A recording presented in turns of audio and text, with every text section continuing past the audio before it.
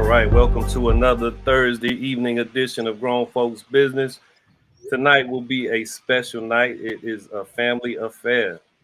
Lisa, glad you can make it. I thought tonight's topic aligned with some of the things I think about you and everything you've done and are doing, and trying to remain balanced in the process. So it is about the why and the when of things, and better now than never, right? No time like the present. Aligning your why with your win is tonight's topic. Um, Again, I was thinking about some of the things that you have been doing most recently, and some of the things I've been doing, and some people I know, and everybody's trying to, I guess, be purposeful in what they're doing uh, to some extent in their personal and professional lives. So, you know, trying to make sure you're purposeful in the things that you're doing, it can actually attach itself to outcomes that can be unexpected, and we'll get to some of that. But I'm glad you could make it. Some of the usual suspects are indisposed tonight, and sometimes we get that little lull after I have a week off. So we're here, and we're going to make it do what we can do for as long as we can do it. And I'm glad to have you in the space. So again, I'll begin by seeing if what I'm saying with the topic resonates, because it's not a question this week. It's kind of I guess, a affirmation, positive affirmation, even though I don't do a lot of those. It's just it's a way of, I think, approaching goals and tasks and things that hold your interest and things that you desire to get engaged in. And again, they can lead to other places. So no time like the present, aligning your why with your win. What does that say to you? How does that resonate with you? So for me, it is poignant because, well, the no time like the present is elusive to some extent for me, because just because there seems to be an urgency of something doesn't mean the right moment is that this is the right moment. But for me, a lot of the things that I have been doing um, more actively lately, it has aligned more perfectly because I've been an advocate for people, especially vulnerable people, for all of my adult life. But to step it up to a more public platform, like sitting on municipal boards, commissions, and even running for office of late, the why and when have aligned more perfectly because as a mother of five, my first priority was Team Lisa, the five that were at home. And I didn't want to have this tribe of the pinnacle PK kids where you're out in the world helping everybody else and your home is going to hell in a handbasket. So I couldn't take all of my energy and be fighting for good causes, and my kids need to be fed. But right now it has aligned so well because I only have one more, and she is about 6 months shy of legal adulthood, and so much more independent. And then I'm able to even take her along on a lot of the places and spaces that I've gone to. And then again, she's the why. She was the why because things were getting to be so turbulent for her future. And because of experiences that I've had as an adult, I could see, oh man, if I don't partake of some of these opportunities, her future is at stake, especially locally.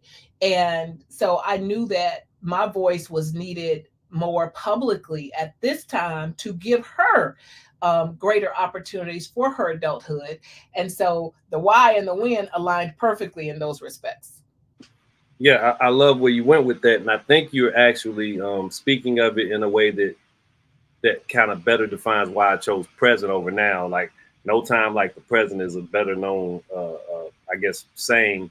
But I didn't say now because present can be relative, right? Present doesn't have to mean if you don't do it today, then you'll never do it. Or if you don't act as soon as possible, then you're missing out on getting something accomplished. The present is just where you are kind of in that mental headspace at the time. So, I'm thinking of analogies as I often do. And I thought about the mattress analogy. The mattress stinks and you want to get a new one. It's killing your back, your shoulder, your legs, but you find yourself still sleeping over it. your presence of mind is not every night you think about that mattress that you need. Your presence of mind can be in that present state for many years. You know, you need that new mattress. But think about it.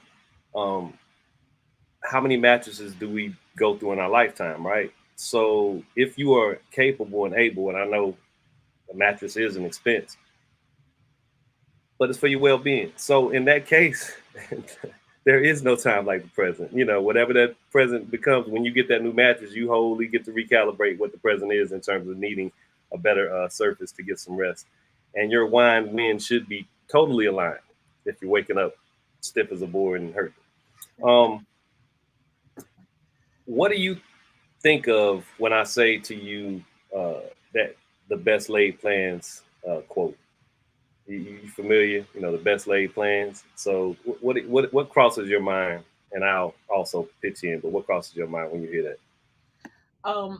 To me, we can have our ideas of what it is that we want, and we can lay out this plan for how we're going to do it, when and where we're going to do it.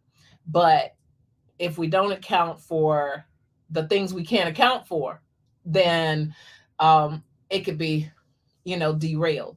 And as I speak often, I'm a spiritual person. So even when something does not go as I would have hoped it would go or liked for it to go, and I shudder even saying that now, because I am so much more attuned with what I'm supposed to be doing in reference to allowing God to guide me. So I know that God told me to run for County Commissioner District 7, right? Was I, in my humanness, a little disappointed that I didn't win? A little bit. But I was so much more appreciative that that wasn't in my plan. But something happened to some people, groups of people, that I was like, ooh, their voices are missing. And so even though I didn't win the seat, I got the opportunity to express what was missing in that public platform. So although my plan technically was not to run for office, but then something happened, and then I'm led by the Spirit to throw my name in the ring, right? And then I get to say some of these things that are missing in this public platform. And there were things that I was not prepared for, but it still made things better because it's out there now. The things that were missing are out there now, and there are some things that are being attended to just because I had diverted from the original plan and then went on and followed this plan, and then something else happened, but the plan it was still all to the good, if that makes sense. No, it makes perfect sense. And you're making me, I'm having to scan through my question thought things because I wanted to get to that. And you brought it back because we had mentioned, I think, before we came on air. Yes, everything's connected. That one decision you make to actually expose yourself to something totally different, new, to challenge yourself, to do the no time like the present, and try to get your why to work with your win and your win to work with your why. It doesn't just become about that one thing. It can't. And you recognize that when you just take a step back and say, well, truly, if I had not done this, in your case, run for county committee, this would not be in my purview. And I would not, although this might have been on my mind, I would not have gotten as close as I am getting to that now. So there's so much alignment. I'll come to the question I tried to formulate because you've already kind of answered it, but we can unpack it a little bit further.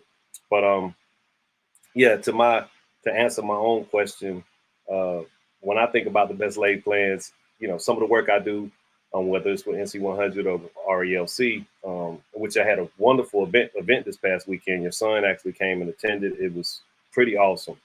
Hopefully we get some footage of that album. But that's the racial equity learning community. And there's a lot of alignment in what I do. I mean, there's almost total alignment, right? But the best laid plans in what I do at points in times is contingent on a number of factors. Attendance, that's probably one of the primary ones. Sometimes weather, sometimes getting people to desire to come speak and such.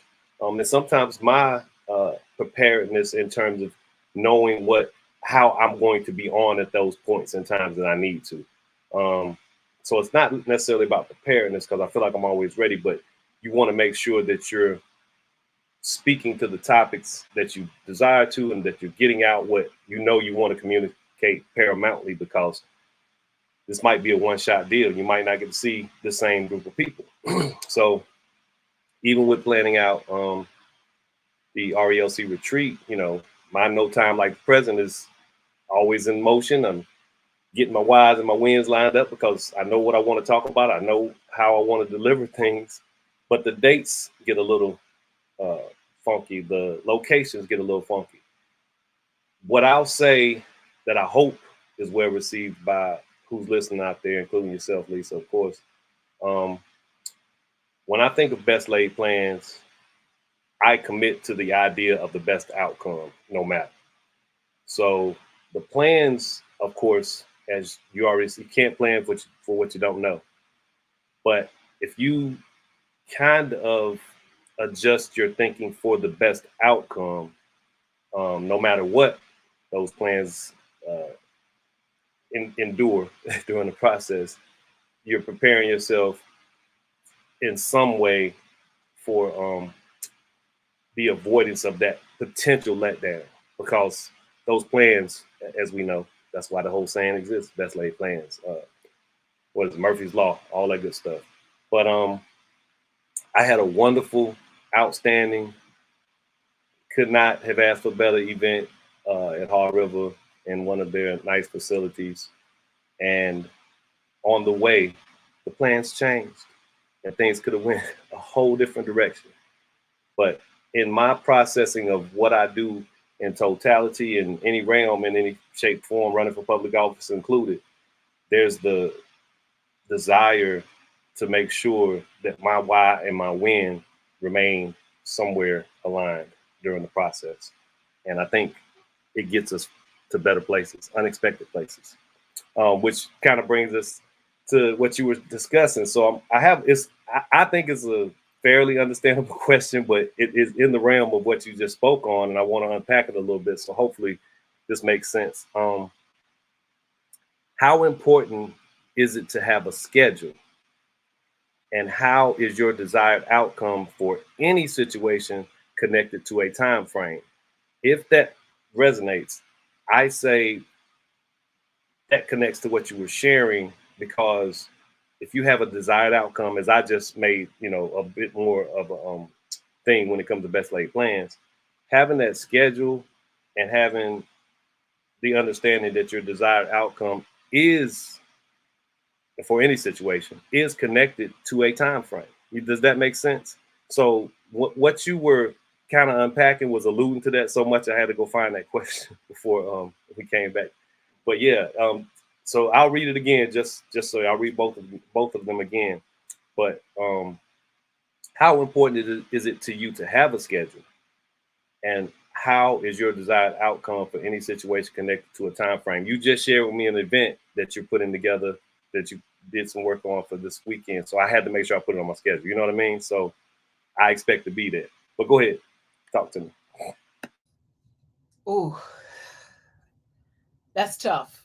The reason it's tough is from me and my personal background, because of me being nurtured in an environment of trauma and chaos. Um, Even when I became an adult, I did not live according to schedules and timelines because I was so used to survival mentality and not even thinking about a future. And when you're not hopeful for a future, you don't even planning for a future. So it's actually been in my later years that I'm having to develop the skills to have a more regimented plan and a desired outcome in mind. But that's from intense therapy and understanding all those dynamics of, wow, why didn't I use agendas? Why didn't I use?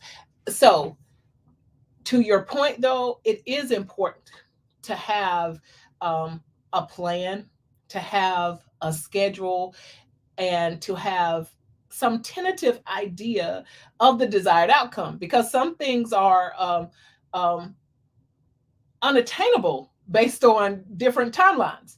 So I first started thinking about this when I was thinking about the NBA players who went college for the NBA.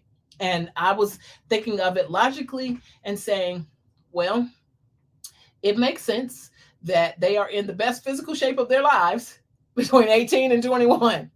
And there are things that could happen that will take that opportunity away. It also makes sense that if you have an immature mind, you get millions of dollars, you're going to be busted, broke, mess up your life. But to do a risk benefit analysis, I'd go for foregoing college. And I'm education, pro education down. But because of the risk benefit analysis to you being able to attain your dream, if your dream is to be a pro basketball player and you have this opportunity at 18, 19, or even 20, that's go for your dream, because there is something that can derail your opportunity for that dream.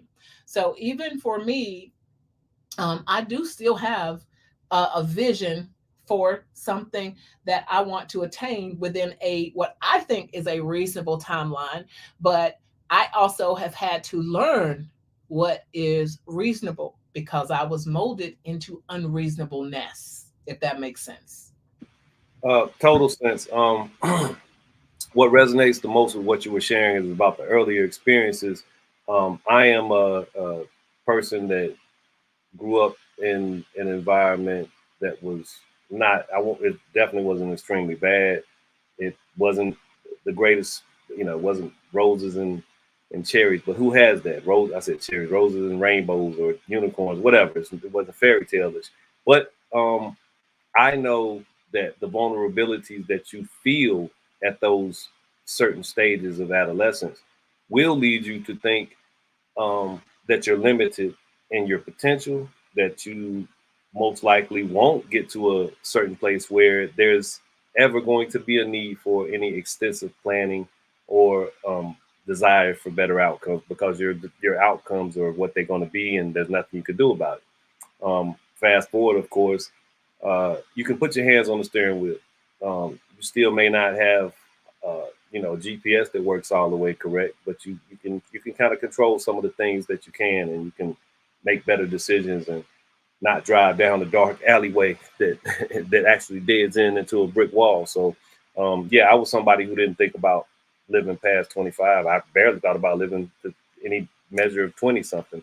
But once you get to a certain stage in life, if you're afforded the enlightenment, the consciousness to be awakened, you'll appreciate different uh, perspectives and different angles of this thing. It's life is trippy. It really is. Well, Um, I go will ahead. say, I have an affection for regimens.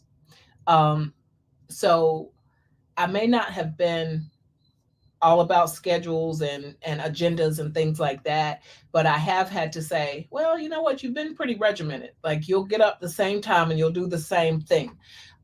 So it has helped in order to try to streamline that planning process, that scheduling, and that and trying to learn those things. No, I think some type of regimen is very important. Whether it's brushing your teeth or drinking water, I don't care what it is. It should be something that kind of gives you that I know I have to do this if I don't do anything else. Motivation. I think that's something that's critically important. Everybody doesn't even adhere to those type of norms, and I'm not saying you have to. I'm just saying, you know, if it's including of your health and wellness, brush your teeth, or drink plenty of water. Get that thing like I have right here. I don't know what it's called, so it's not an advertisement, but I know I'm drinking this much water at certain points of the day. Matter of fact, this thing says on it the time of day and what point you should be at as far as drinking the water. I mean, just try to do some things that kind of keep you on that regimented mindset about things, especially when it's concerning your health. I'll say that again, especially when it's concerning your health. Um, so something I'll ask, and we kind of are addressing stuff without being so direct, so we get to just unpack things a little bit further. But if you have an example, and I can go first to give you a good idea, and it's not quite 1,000% the question, but it'll give you an idea of where I'm going with this question, where I was trying to go. So, what is something you want to do but haven't taken the time to put in motion? Now, when I say no time like the present, aligning your why with your when, I believe again that presence is kind of subjective. That present does not mean I look at my watch and say I'm missing out. I got to do this right now. It means that you started something in motion, um, even if it's just up here. So when I ask that question, I'm including um, the starting in motion being a thought. Now, not a fleeting thought, but an energetic one that is something that you've started up here. You may have actually started doing outside of the thought, may not have completed it, but it's something that you haven't taken the time to put fully in motion, or something that you have because of that thought. Me personally, I know I'm going to at some point complete my novel, but I know it's done up here. I know it's done up here. And I put it in motion. That's why I say it's not quite 1,000% answer. And it doesn't have to be, of course. But I know that it's done up here. It's been put in motion. It's actually been some chapters have been written and blah, blah, blah. But I can still put it in the realm of taking the time to complete it because it's in motion. But you get the gist of the question. So it can be something you're working on or thought about working on. And I have those too, but that's the one that I know comes back to me every time when I have these thoughts about, I really need to do that. Woo. Before you gave that example, I was sitting up going, there's nothing that I've thought about or wanted to do that I have not started doing. So, and that's before you gave that answer, because the first thing I thought about is I've been a full-time mother for over 30 years. And whether I've dibbled and dabbed in business, whatever, I was still, if you ask me my profession, I'd say I'm a professional mother, because at any point I'll quit a job, I'll close a business, whatever, if I felt like I was needed more presently with my kids. But even doing that, I've constantly read books, I've constantly engaged in videos or shows that was always keeping me filled up with knowledge to be able to enter into whatever I wanted at any point, because that was always important to me to have options. But once you gave your example, there is something that I know that I'm called to do and need to do, not for me, but it's scary for me. And that is to more publicly share aspects of my story, of experiences. And especially, oh my goodness, this is a very tumultuous time for people who are vulnerable, people who have been extremely disenfranchised. And my oldest son, he's often told me, "Oh, mama, that's not fair. It's somebody that can be helped by your story." And I'm like, "Yeah, but then, and then my youngest son, during my campaign, he said, "Well, what you need to do is you need to do a video every day or 2 or 3 times a week and just talk about your story and share some." And I've thought about it for double-digit years, probably a dozen or so years, but it's scary. It's scary because, not because of me, because there are public and semi-private spaces where I'll share intimate details because I smile and people think, "Oh my God, this woman must have had this fabulous life and she's just so gosh darn happy." And so I'll have to share, "Well, no, I've been homeless." "Well, no, my mother died," or certain things. So the scary part is that I want to make sure that my motives stay pure and that I stay honest to the message, and I don't put things out there that are going to hurt people, and be intentional about it. It's kind of like I'm still trying to protect the big bad wolf somewhat, but I don't want to be vicious, right? And some of the stuff, it can really hurt a lot of people, and not just them personally. So I think about those domino effects, and sometimes to my own demise, but that's just who I am. And I'm cool with who I am. But that's something that um, has needed to be done, but I have not fully committed to doing it. So you got my no time like the present. Got my head on the chopping block right now, Felton. I'm Well, like, I mean, it's kind of relative again, because if you start that process here, which you clearly have, which if it's the present is whenever the rest takes place and when the why and the when align. So you've started that process, much like I'm saying. My book is finished. I just need to do the other rest of the part to really bring it to fruition. But yeah, I get that totally, and yeah, I think it's very mature of you to be considerate of the ripples that could be caused. Um, being a person that gets the opportunity to express their self fully, and then potentially gets a platform that allows, by some measure, their side of the story to be told in totality, and someone else is being limited, doesn't mean that your story is not your story. And we already talk about that type of subjective mindset and thought process and how you express it. But the fact that you want to be fair in that process is very important. So yeah, if you're going to do it by some measure, I recommend using aliases. Um, if you really want to get it out there, because uh, you don't want to go scorched earth on certain relationships, especially if you are understanding that their uh, situations may have been reflective as far as their actions towards you for a period of time. You could be healthier now. The relationship could be better. Who wants to blow it up just because, yeah, you want to give your testimony, which is high level value, but you get what I'm trying to get at. I don't think I have to keep rambling as far as that goes. I think you get it. But yeah, that's awesome. I mean, I'm here for that. Work towards it. You made a great point though, because I thought the same thing when I think of something that I want to put in motion and may not have taken the time. That's why I go straight to that novel. I put it in motion, da da da. And that's why you say, "Oh, I like that example because it gives me something to think about, da da da."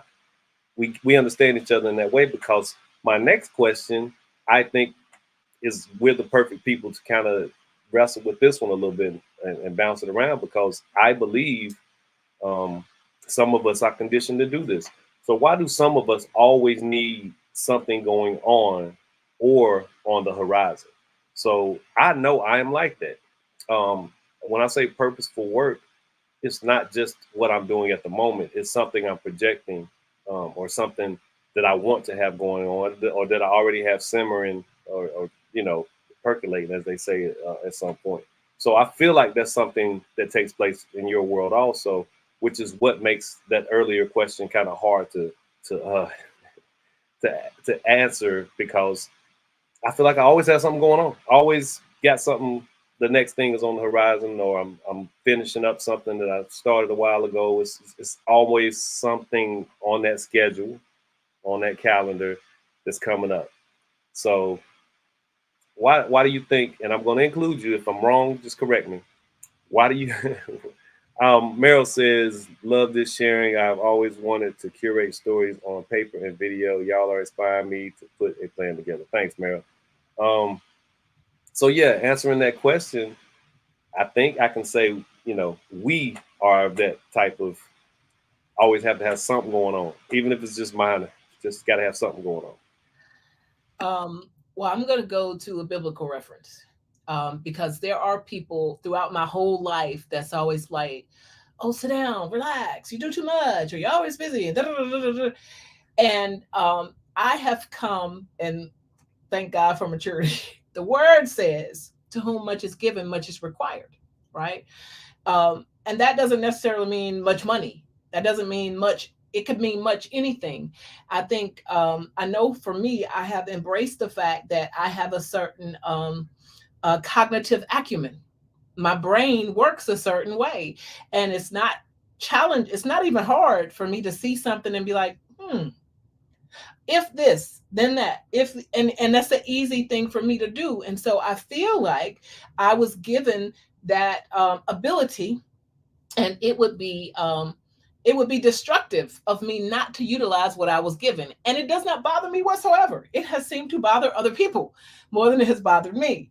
And what I've had to accept and love about me is that, wait a minute, it's okay for your relaxing to be where you're cleaning up your house, right? Versus someone else, their relaxing is sitting down. So I don't get to call them lazy. So you don't get to call me busy. So just like, is it Newton's law, some law for every action there's an equal and opposite reaction? So if I think you're excessively slothy, right, and you think I'm excessively busy, you kind of got to have a balance. But so I have learned that there's absolutely nothing wrong with it, and it's okay because I am so happy. I'm telling you, my body would get like busted down if I just sat in a chair and watched a screen all day. I don't. That would drive me nuts. So I think you're way better at it than me. I think I've noticed that. No, I'm going to do this because it's what I want to do. Uh, and maybe it's the feminine part of me that has felt guilty about even feeling that, okay, so what if I want to change my curtains 15 times a day, or so what if I want to clean my carpet every month, right? um and this is what I told a person earlier this week in respect to no one deserves to be abused. No one. Whether you're an extreme on the Republican side or whether you're extreme on a Democrat side, extreme is extreme, right? So if you're going to condemn this one, you have to condemn the other. So I had to look at myself and say the same thing. Lisa, you deserve to be who you are. Felton deserves to be who Felton is. And that's why I'm cool with it. I'm cool with having my calendar however I have it. Yeah, I appreciate your observation about me in that capacity because yeah, if I'm no good to myself, I'm no good to others. That's everybody should know that by now. So if there's something that is in my purview and I desire to accomplish it, I desire to go accomplish it or go do it or go participate in it or whatever it is, and I've made up my mind to do so. No matter what other people think I should be obligated to, because if there's something that I was obligated to, it doesn't get done. That thing that I desire to do does not get done. I'm very much a person that adheres to what I have on my calendar schedule being a priority, especially when I say I want to be somewhere, I say I want to be somewhere. But if my calendar was clear when I made plans that may seem like some type of pleasure or joy to someone else, and they say, "Oh, you should be over here," no, I'm where I'm supposed to be. Those are the plans I made, and you weren't there at the other 500 things that I might have been at. So, that's not a moment for me to become defensive or feel like somebody's pressuring me. But hey, yeah, I'm going to do this thing that kind of gives me that recharge I need, that gives me that levity, that balance. Um, the next question, as we get towards winding down, but I love that we're able to have this conversation the way we are. Like I said, I truly had you in mind when I was coming up with the topic because, again, some people have stuff going on. And I want to make it clear because I have a friend that I tease every now and then. I'm not talking about being uh, bird excrement and being just everywhere. I'm not talking about that type of behavior. I'm not talking about just being scattered everywhere and doing everything busybody-ish. I'm just talking about understanding that you have things that require your time and attention and being practical with that time and attention, just like we just established. Sometimes you can make it, sometimes you can't, but sometimes you have to take that step back. But sometimes you got to go full board, and you got a full every day. There's something happening, and but you can look to the next week, and if you live that long, Lord willing, you'll get a break. So I mean it in the sense of there's some type of structure to having something going on, not just being scattered, not being Waffle House hash browns scattered, covered, and smothered. Nobody's talking about that type thing. Although they're awesome, they're very good. They're awesome. I'm a fan. Um, so, at what point do you consciously acknowledge that you're working toward a goal? Think about that a little bit because it's easy to say, "Oh, I know I'm going to paint my mailbox." But till you buy the paint, till you buy the brushes, at what point does it become real? And that's a off the top of my head example. But in my mind, if I know there's something I want to do, like we've been discussing pretty much, that no time like the present of winning, why aligning. But at what point does it trigger in my mind? You can think about that process. I've made that a thing that we understand. You can start it by thinking, but when does it become? When do you acknowledge it? When do you say, "Oh yeah"? Because for me, it's when I buy the notepad and start writing the project out, or when I open the notes feature on my phone and make this thing that's in my head, where it began, real, readable, editable, because sometimes you need to edit that stuff. And then I see it produced in some way, shape, or form, such as, for great instance, the wonderful flyers that Angelica makes every week for our show. Um, those are my thoughts and ideas, and she does a wonderful job of producing them and putting some image with them that coincides with whatever topic I've selected. So it becomes real to me when I really start putting that stuff into the phone that is my notes, and then I start formulating questions. They're there, starts, but it becomes understood as a goal to make sure I have this much done and this much put out. And just the interest of this show, it becomes real once I start putting those words on into my little notes feature or what have you. So, do you have any example of something like that when it comes, when you're consciously acknowledging that you're working towards a goal? Well, unfortunately, that's not a good way to start anything, right? Unfortunately, I'm not good at or I'm not where I aspire to be with the incremental planning part. Okay. I'm still in some transitions, and I am a big picture thinker, and I do work backwards. So I'll see a vision and, like, okay, I want that. Sometimes I go way too fast, or previously I've gone way too fast and I haven't taken inventory. And I'll give you this example of where as I've assessed myself, I'm making those changes. So there is yard work that has driven me crazy. I had a tree cut down back in August of last year. It was a great big magnolia, and Duke Energy cut it down for me for free. But they said you've got to haul the brush away, and I do deal with some physical limitations. So if I do too much, I'm physically out. Sometimes I've done too much because I have not paced myself because I haven't gotten into that tangible planning yet.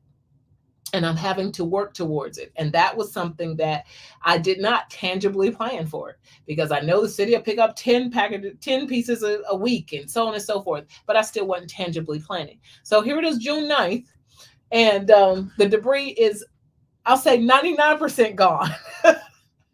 It could have, should have, would have been gone 8 months ago, but because I'm not where I aspire to be with the incremental planning, goal wise. Like, I know I want that cleared. So even with professional aspirations, working, I can see something that I plan on doing, and I'll work backwards with how to get there, but I don't tangibly align any incremental goals and assessments to those things. So that's what I'm working on. I will push back slightly, knowing um, what you've done with turning everything around and what you're continuously working on in that area. Does not mean that what you're saying is not applicable, because I understand how you mean that. I do. Um, but yeah, you've done some planning. You've done some things that I would have to say uh, gave you a conscious acknowledgement of when you knew you were working towards a goal. So yeah, I know that applies. You don't have to. I got you. I got you. Before we get out of here, I'm gonna say something that I think is highly applicable and definitely puts a lot of what we've discussed in a same pot under the same umbrella. So you can give me your thoughts on this last statement, and then we'll say goodnight for the evening. But um, I wanted to say to people that participate in grown folks business that share time with us um, on tonight's topic more so, but I think as a prompt and how you deal with this thing called life is give thought and energy to where your immediate why may lead you without knowing precisely. So, what you're doing now, and if you start incorporating whys into your existence, like why I want to go do this thing or why I want to participate in this thing, to our earlier points of discussion, the connectivity doesn't show itself from that one why moment, that one time that you decide to go do something that's attached more to your why than anything else. Um, it will lead you to those other things, like you mentioned earlier. You know, you run for public office, and you've attached that to your daughter's social life, professional life in the future. You've attached that to things that you're able to carry forth with turn everything around and what have you. So your why and desire to help others was the impetus, but you get to think about, if you process what I'm saying, um, in the immediacy of your why, you should think about where it may lead, even if you don't have a precise idea. So I'll leave that there. If you want to get the last word, please do. Unfortunately, well, I am thankful that most of the time, I'll say most of the time, I think about the consequences and I prepare for negative consequences before I act on something that, especially is progressive or that is oftentimes misunderstood or maybe ill perceived. So I'll challenge my motives, number one, and I'm usually good with myself because I feel like um, other than ex-husband business, my motives are always pure. uh, they're always about helping my children, my family, my friends, things like that. So even if it takes a little bit of pressure, um, it was pointed out when I got the North Carolina Transit Advocate of the Year award that, oh, during the thanks Felton, during the school bus thing they put the kids on the GTA. I was not thinking 1 minute about any. I don't even know about awards, right? And my daughter has a car, and my daughter hasn't even ever ridden a bus. Um, what I was thinking about is one kid. If one kid was up there scared around all these adults, and I had the opportunity to get up at 5 o'clock in the morning, so I was preemptively thinking what one thing could go wrong if I didn't do this. And I didn't get anybody's permission. And matter of fact, some people even chided me. And so I try to think about worst case scenarios and have answers before I even step out and do something. And a lot of times that's not even received well because people be like, oh, you got an answer for everything. Well, yeah, you should have an answer, right? You shouldn't just, but people, I'm telling you, I've encountered a lot of trouble behind people. You shouldn't have an answer for everything. You just a smart this and well, no, you should have an answer. You shouldn't just go arbitrarily doing things and don't know why you're doing it or don't know the benefit or the risk or whatever. And I haven't been as humble. When I was younger, I was not humble with those perspectives because I did a lot of things people did not understand how she can do that, and it was not perceived well. But because I knew my intentions were pure, I didn't care how somebody else perceived it. So I challenge people to also think more humbly about not creating roadblocks just because you got pure motives. Everybody that someone has encountered hasn't had pure motives. So have some humility with your pure motives and try to think about how you will be perceived, even when your time is now, your presence is now, and you feel that urging and that passion. Because I still have passion. I'm over middle age. I'm middle aged now, but I still have passion to serve people. And don't let others deter you from that service, but also dial your humility up a little bit so that you can get that work done, whatever that work is. And that's what I'm challenged with every day, because I can get in my like, these people gonna be hurt, but those people forget about what you're talking about, because I know pain, right? But I have to dial it back and you're like, wait a minute, you're not the only person that they've ever encountered, and somebody might have stabbed them or cut them or lied to them, put a paper bag over their head. But if we work together and if we all, um, challenge ourselves, and then, keep on keeping on though. So don't let anybody deter you, or and thank you, Felton, for your show, because it's very enlightening. Man, I ain't never thought so much in my life. I haven't even been feeling good, I'll tell you that, for the last few days, and I haven't done anything. Haven't engaged people, because I'm dealing with some family medical stuff.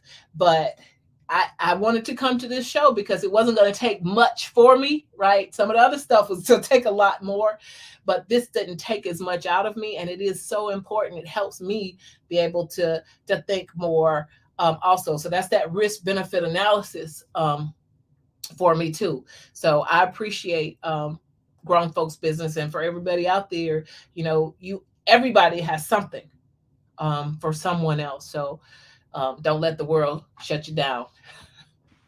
Man, as much as I want to say more, I don't let the world shut you down is a powerful statement, and I appreciate you as well.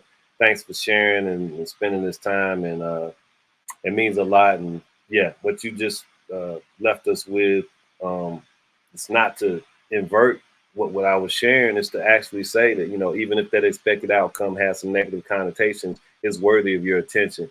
And the other thing you said, and I so appreciate it, have an answer. But if you don't have an answer, just have something to say, have a thought.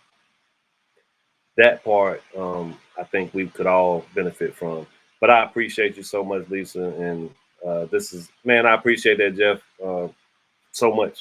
Thank you all who tuned in, and thank you, Lisa, for coming and sharing the time. What more can I say? Thanks. Have a wonderful evening. Take care. Don, you appreciate what you do on the Wheels of Steel, man. Have a good evening. Y'all be good.